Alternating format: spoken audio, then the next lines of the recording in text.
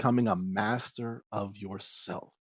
Because thought is cause. Your mind is in control of what happens within your body, within your emotions. Your thoughts create your reality. So they control your emotions, which control your actions, which control what the result is of your outward environment.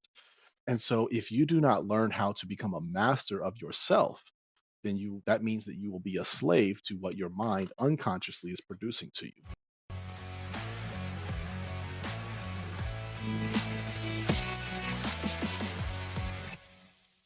Hello, and welcome to the Mindset and Self-Mastery Show. I'm your host, Nick McGowan, and today on the show, I have Tarak. How you doing today, man? Hey, doing well, doing well. How are you? I'm good, man. I'm excited to have a conversation with you. Yeah, me too. I'm really excited about some of the topics that we can get into. It's interesting because I ask everybody that comes onto the show, everybody fills out the same questionnaire and intake form. And some of the topics are just standard. And I know there's more to get in there, and we do our own research. So I come equipped with things. But there's one thing in particular that I'm really excited for us to talk about. And I guess I'll just push it out here right now so we can get into it. But astral projection and lucid dreaming. Yeah. I've had conversations with people about some of that before, and some people have said that they have done it. Other people are like, no, it's absolute bullshit. Other people are like, no, you're really just sleepwalking. It's interesting because I think some people don't fully understand it at all, but this is going to be one of those things where this ties into our mindset. It also ties into the interpretations that we have.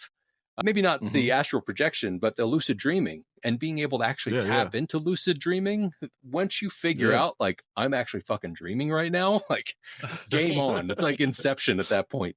So, dude, I'm going to take a little bit of a step back. Why don't you tell us who you are, what do you do for a living, and what's one thing that most people don't know about you that's maybe a little odd or bizarre? Okay. Well, my name's Tarak Uday. I'm a metaphysical mentor. That's the best way I'd like to put it, because I'm not a coach. I'm not going to pull you out the game, tell you what plays to run. I'm not a teacher. I'm not going to fail you or anything like that. I'm just going to mentor. As you need assistance, I'll be willing to provide anything that I can. One thing that a lot of people don't know about me, I guess, would be that for about 4 or 5 months, I spent every day wondering, like, if I was going to die that day.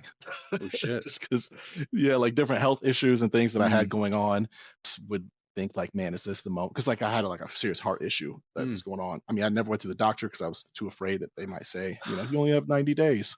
And but there would be like whenever my heart would start to act funny, I would like be hang out with my friends and just sit back and get real quiet, thinking like, oh my God, is this the moment I'm about to like fucking die in my friend's living room? Like, if I died tonight, I wonder how long it'd be till anybody found me, because I'm 24, living by myself. Jeez. And that's one thing that a lot of people don't really know about me, just because there's not really a moment in time to bring it up. It's not like how was your day today? Well, I thought about death 40,000 times today. In fact, I'm thinking about it now. And I think about it every day. Okay, cool. Can you pass the taters? Like, what the fuck? Yeah, exactly. But yeah, it's interesting. There are some people that think about death often. And that may be because of anxiety. It may be because we just understand that we're mortal. It sometimes takes somebody dying close to you, or, somebody you work with, or somebody who was in a different department, or somebody you see at the grocery store or whatever, and being like, wow, I could die at any moment. But I think there's also a level of power where, yes, you could die at any moment. So what do you do with this without being crazy and driving yourself crazy?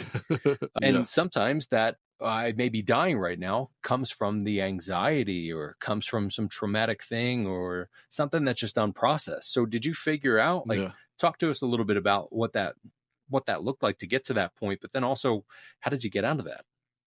It's laughable to me now, just because, like for example, the laying there wondering how long till somebody found me. I mean, what would it matter? I would have been dead. So who cares? Yeah. But it kept me up at night, some nights. But getting through that one was really the initial like journey into metaphysics and things, and understanding self, and understanding myself. And that was really the initiation into all of that movement. It wasn't really what caused it, but just the timeline of it.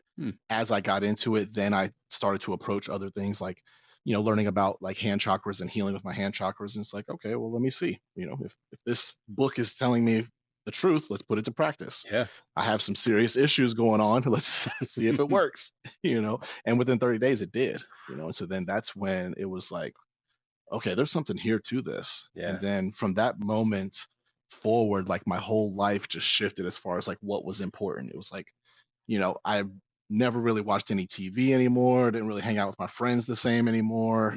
Nothing really seemed to have any importance other than studying like different metaphysical principles and concepts and putting them to practice to find out, create my own experiments and kind of things. Yeah. And that was like all that was important at that point. And so really diving into essentially, self-mastery. So that's how I got through that, as far as like a very, macro approach to how I transitioned through that. But yeah, it was pretty intense, because I really did face a lot of the fears and really get to the root of the fear of dying and things. And it's funny, like I never really thought about it until just now, but my thoughts of death and the belief in that are like where they are now compared to where they were before then. Couldn't be more opposite. Like, it's hilarious. I think it also makes a ton of sense. It's like, this is your calling, it seems. You and I have only known each other for 20 minutes at this point. Yeah. And I've looked around, I've seen the stuff that you talk about, and like, I can feel that this is your calling. And we talk a lot about callings and purpose on this show, because I think the way that we handle ourselves and the mindset that we have comes from the things that we've experienced and what we've learned and the patterns and all of that. But our purpose is deep within that. Now, sometimes people will think purpose has to be something like fucking Steve Jobs, like change the way things happen, where your purpose could be being a parent. Your purpose could be, something like that. But I think it's those moments where you actually really dive deeper into something and you like lose time. Like, think about the flow state that you got into at different times, where it was like 6-7 hours later, you're just going down this rabbit hole, exploring all these things. And that's part of your purpose work. But it's also not fucking clean all the time. It's sometimes dirty or messy, or like, oh, you're going to die constantly. So as you started to work through, what were those initial principles that really stood out to you? I ask it this way, because you seem like the type where you also have a little bit of like, I don't really believe, but I'll believe when I believe. And then once you believe, you're good. Yeah. Like, game on. Absolutely. And I know that there are people listening to this that are like, look, man, I get the principles of things, but I don't want the woo-woo stuff because I'm not fully there yet. There are other people that are like, give me all the fucking things, because I know all of this is real.